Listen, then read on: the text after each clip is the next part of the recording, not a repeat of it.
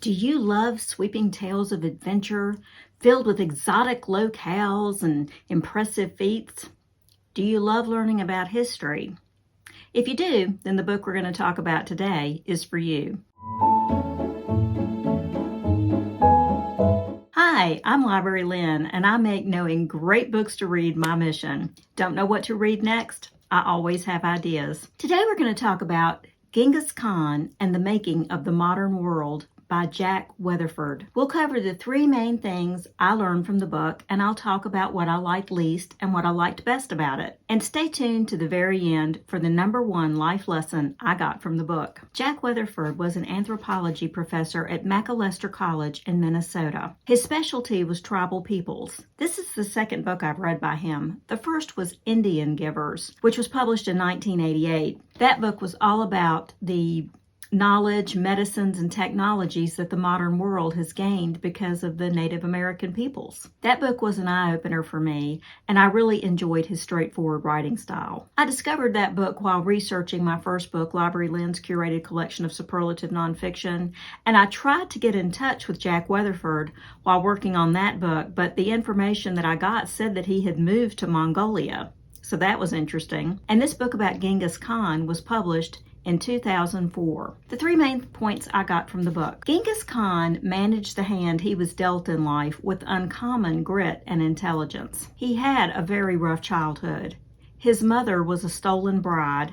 His father was a warrior who was poisoned when Temujin, which was his original name, was still a young boy. Because no one in his father's family, not any uncles or any other relative, wanted to take in Temujin and his mother and stepmother and half-brothers and sisters and brothers and sisters. They were forced to live on whatever they could find. So they ate fruits and roots in the summer, and they scavenged whatever they could find dead or hunted in the winter, and they had to clothe themselves with sometimes discarded animal skins from animals that they found dead, like mice and dogs. It was really a rough childhood in an already rough society and in a rough place. And then Temujin and his younger brother together killed their older half-brother, Begtar. After that, the family became outlaws because they had broken serious tribal taboos. And yet, from this inauspicious beginning, Temujin used his worship of the eternal blue sky, his wits, and his courage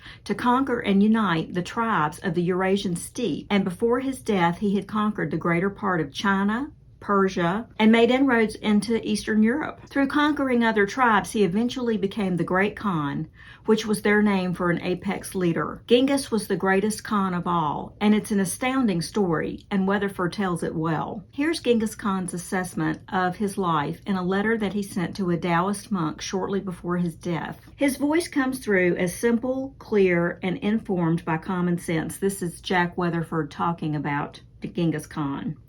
He ascribed the fall of his enemies to their own lack of ability more than to his superior prowess. In quotes, he says, "I have not myself distinguished qualities." Wow. He said the eternal blue sky had condemned the civilizations around him because of, quote, their haughtiness and their extravagant luxury, unquote. Despite the tremendous wealth and power he had accumulated, he continued to lead a simple life. He said, "I wear the same clothing and eat the same food as the cowards and the horse herders. We make the same sacrifices and we share the riches," unquote. He offered a simple assessment of his ideals. "I hate luxury and I exercise moderation." He strove to treat his subjects like his children, and he treated talented men like his brothers, no matter what their origin was. He described his relations with his officials as being close and based on respect. Quote, "We always agree on our principles, and we are always united in mutual affection." The second point I got from the book.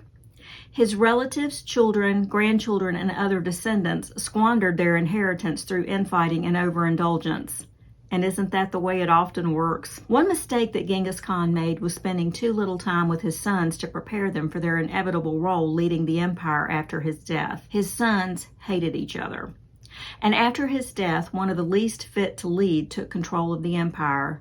Ogadai. Ogadai was Genghis Khan's third son, and he likely never wanted to be in charge at all. And he quickly spent much of the wealth his father had accumulated in massive drunken parties. In a culture already quite fond of alcohol, Ogadai Khan was an outlier. After a while, he transferred most of his power to his youngest brother's widow, a woman named Toragine. And while most of the male heirs were all fighting wars, she became the regent when Ogadai died. Her desire to push her unpopular son, Gayuk, into the position of Great Khan, who ruled over all the Mongol Empire. Gayuk did become the Great Khan, and this proved disastrous when he set about killing anyone and everyone who opposed his rule. Fortunately, his rule was short. Other descendants were more successful in ruling, like Genghis Khan's grandson, Mongol Kong. By the time Marco Polo had entered the realm of Genghis Khan's grandson, Kublai Kai, the territory of the Khan had split into 4 separate kingdoms. Weatherford spends his time talking about what is known about Kublai Kai's kingdom, and it's fascinating. For me, it was interesting to know that the Forbidden City in Beijing was founded by Kublai Kai to mimic the Mongol steppe homelands inside an enclosed city away from the prying and critical eyes of the native Chinese. Within 200 years of Genghis Khan's death, his empire had completely collapsed. The third thing I got from the book: the Mongolian Empire was a feat the likes of which really the world has never seen. The reasons the Mongols were so successful were many.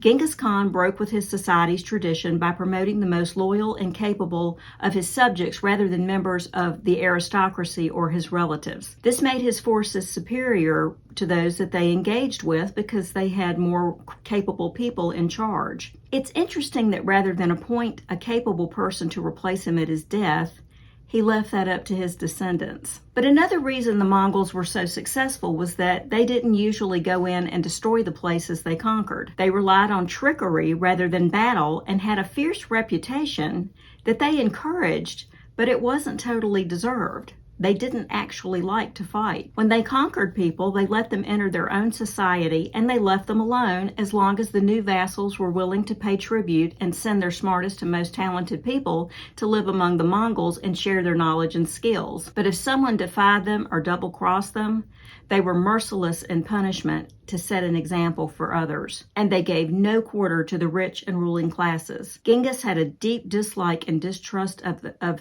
people who were in charge, especially the wealthy, and he often slaughtered them while allowing the common people to live unmolested. But their acceptance of technology, goods, and methods of the people they conquered left them increasingly strong and gave them advantages over the people they conquered, who were quite backward in comparison. At the height, their empire stretched from just east of the Mediterranean Sea in the Middle East to the South China Sea in the Pacific, up to Siberia, down through Tibet, and included much of Russia. They had a postal service, rapid communication system, they had public schools, and a sophisticated trading system. And I found it incredibly impressive. What I liked least about this book: sometimes there was a lot of information about the peoples they attacked that took away from the story of the Mongols themselves. Weatherford did round out the stories, but I think less emphasis on the names and backgrounds of the conquered people would have made the pacing a little bit better. Sometimes I lost interest, and it struck me, he was talking about what struck me as side eddies that had little to do with the real story. But Weatherford is a scholar, and I suppose he wanted to get his facts straight. What I liked best about the book? Well, there were 2 things. The descriptions of how the Mongol people lived and thought was fascinating to me. Their emphasis on incorporating the best of the societies they conquered, on allowing the conquered to live and have equal status in their own society as long as they contributed to it, was impressive. I also liked their tolerance of religions. Genghis Khan didn't insist that everyone worship the eternal blue sky that he worshipped. They also welcomed Christians, Muslims, and Buddhists, and other religions as well, but those were the 3 biggest ones that comprised the citizenry. The second thing I liked most was the character of Genghis Khan himself. It was compelling. He wasn't perfect, of course. He murdered his half-brother when he was still a boy, but his motivations were for freedom. He wanted the little tribal wars to come to an end, and if you read his story, it becomes clear why he would want that. It also is clear that his only alternative was to fight to end the fighting. But despite his desire, the fighting never ended and the stakes just kept getting higher. But I was so impressed with his level-headedness and his original thinking. And the final lesson I got from the book: this story is so unlikely and amazing that it had me thinking of destiny. I had to stop and think, with so many things going his way, was Genghis Khan destined to greatness? Perhaps things like this happen occasionally to level the playing field. And yet, as it always happens, sooner or later, corruption or outside forces bring the most mighty societies to an end. Jack Weatherford did an incredible job of telling the story, and he also starts and finishes with his own travels to the birthplace of Genghis Khan and explorations of his centers of power. It's a story told in detail, and many of those details are exciting, astounding, and brutal. Of all the nonfiction books I've read this year, I think this one is my favorite. I don't know if it'll stay that way, but it really was that much of an enjoyable read. Other books by this author: The History of Money, which sounds like a book I would like to read as well. Native Roots. Indian Givers, which, as I mentioned, I have read and thoroughly enjoyed. The Secret History of the Mongol Queens. And finally, Genghis Khan and the Quest for God, which sounds like another one I would like to read. So that's my review of Genghis Khan and the Making of the Modern World. Did you agree or disagree with my points? Did I leave something out? Do you have a similar book that you would recommend, or another book by this author that you've enjoyed? If you do, leave a comment below. For more worthwhile nonfiction books to read, hit like and subscribe so you'll always have fresh ideas. And if you'd like great books like this at your fingertips, check out my two books, Library Lynn's curated collection of superlative nonfiction, and Library Lynn's biographies, autobiographies, and memoirs. You'll find links to Jack Weatherford's books and my books in the description box below. If you use my link, I get a small commission from your purchase, which I would appreciate. And finally, share this video with your book-loving family and friends. Until next time, happy reading.